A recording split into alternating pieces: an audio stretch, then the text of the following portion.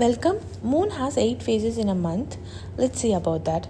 They are new moon, waxing crescent, first quadrant, waxing gibbal, and waning gibbal, last quadrant, crescent, and new moon. In our entire solar system, the only object that shines with own light is sun.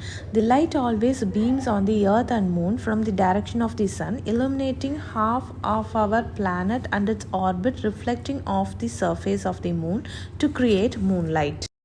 So, like Earth, moon also has a day side and a night side which changes on the moon's rotation. The sun always illuminates half of the moon while the half remains dark. But how much we are able to see that illuminated half changes on the path of the moon's orbit. First, the new moon day. In this invisible phase of the moon, with illuminated side of the moon facing the sun and a night side facing the earth. In this phase, moon is in the same part of the sky as sun rises and sets with the sun. Not only is the illuminated side facing away from the earth, it ups during the day. Next, waxing crescent. This silver moon occurs when illuminated half of the moon facing mostly away from the earth with only tiny portion visible to us from our planet. It grows daily as moons orbit the moon's day side farther into the view. The first quarter, the moon is now quarter to the way of the monthly journey and we can see the half of the illuminated side. In waxing gibbous, most of the moon's day side has come into view and moon appears brighter in the sky. Full moon is the close we can see the sun's full illumination of entire side of the moon. The moon is opposite to sun as viewed from the earth, revealing the moon's day side. In waning gibbous, the moon begins back the journey towards sun. So the opposite side of the moon now reflects the moon's light, which in this time the moon rises later each night. In the last quarter, moon looks like a half illuminated. In waning crescent, the moon is nearly back to the point on its orbit where the day side directly faces the sun and all we can able to see is the curve. Actually, moon spins around the earth in the same way the earth spins. So, we are able to see only one phase of the moon, the other phase we can't able to see. But in reality, the moon's orbit is not a perfect circle, it's an oval shape.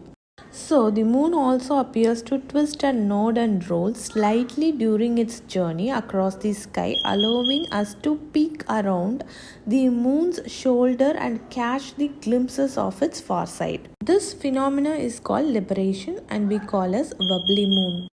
When the moon is at its closest to the earth and moving most quickly along its orbital path, the moon itself does not rotate quite fast enough to keep entirely the same side facing us, and we can get to see a little more of the eastern side of the moon in that time.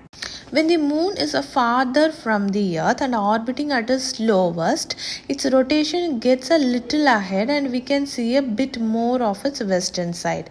This motion is called libration of longitude. Sometimes when moon is one of its crescent phase, we can still able to see the darkened moon's rare side shining dimly.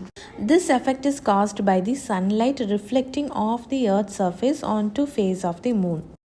Since the earth at this point in its orbit is nearly full from the moon's perspective, the light reflex called earthshine is bright enough to dimly illuminate the darkened face. Sometimes we can able to see the moon during the daytime. The best times to see a daytime moon are perhaps during the first and last quarter phases, when the moon is high enough above the horizon and about 90 degrees from the sun in the sky. The moon can be seen in the daylight at any phase except for the new moon when it is invisible to us and full moon when it is below horizon during the day.